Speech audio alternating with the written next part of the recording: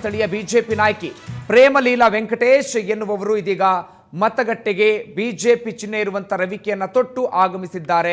ತಮ್ಮ ಹಕ್ಕನ್ನ ಚಲಾಯಿಸಿದ್ದಾರೆ. ಚುನಾವಣಾ ಸಿಬ್ಬಂದಿ ಗಮನಿಸಿಲ್ಲ, ಅವರಿಗೆ ಅವಕಾಶವನ್ನ ಮಾಡಿಕೊಟ್ಟಿದ್ದಾರೆ. ಯಾರು ಈ ರೀತಿಯಾಗಿ ಚಿಹ್ನೆಯನ್ನ ಪ್ರದರ್ಶನ ಮಾಡುವಂತಹ ಬಟ್ಟೆಗಳನ್ನಾಗ್ಲಿ ಅಥವಾ ಬೇರೆ ಬೇರೆ ಏನಾದರೂ ವಸ್ತುಗಳನ್ನಾಗ್ಲಿ ಈ ರೀತಿಯಾಗಿ ಮತಗಟ್ಟೆ ಬಳಿ ತರುವ ಹಾಗಿಲ್ಲ.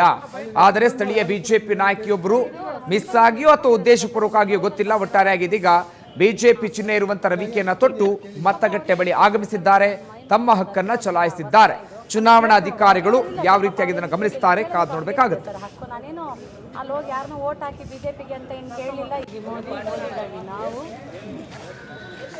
ಮೇಡಮ್, ಈಗ ಸಿಂಬಲ್ ಇಟ್ಕೊಂಡು ನೀವು ಒಳಗಡೆ ಹೋದ್ರಲ್ಲ ಮತದಾನ ಕೇಂದ್ರ, ಸಿಬ್ಬಂದಿ ಯಾರು ಕೂಡ ನಿಮ್ಗೇನು ಕೇಳಿಲ್ಲ ಸರ್? ಇದು ಸಿಂಬಲ್ ನಾನು ಇಟ್ಕೊಂಡಿರೋದಲ್ಲ ಸರ್, ಇದು ಬ್ಲೌಸ್ ಅಲ್ಲಿ ಬಂದಿರೋ ವರ್ಕು ಸರ್.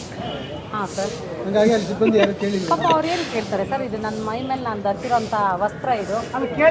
ಕೇಳೋದಿಲ್ಲ ಸರ್, ಪಾಪ ಅವ್ರೇನು ಕೇಳಿಲ್ಲ. ಕೇಳೋದಕ್ಕೆ ಅವ್ರಿಗೇನಿದೆ ಸರ್ ಹಕ್ಕು? ನಾನೇನು ಅಲ್ಲಿ ಹೋಗಿ ಯಾರನ್ನೂ ಓಟ್ ಹಾಕಿ ಬಿಜೆಪಿಗೆ ಅಂತ ಏನು ಕೇಳಲಿಲ್ಲ. ಇದು ಮೋದಿ ನಾವು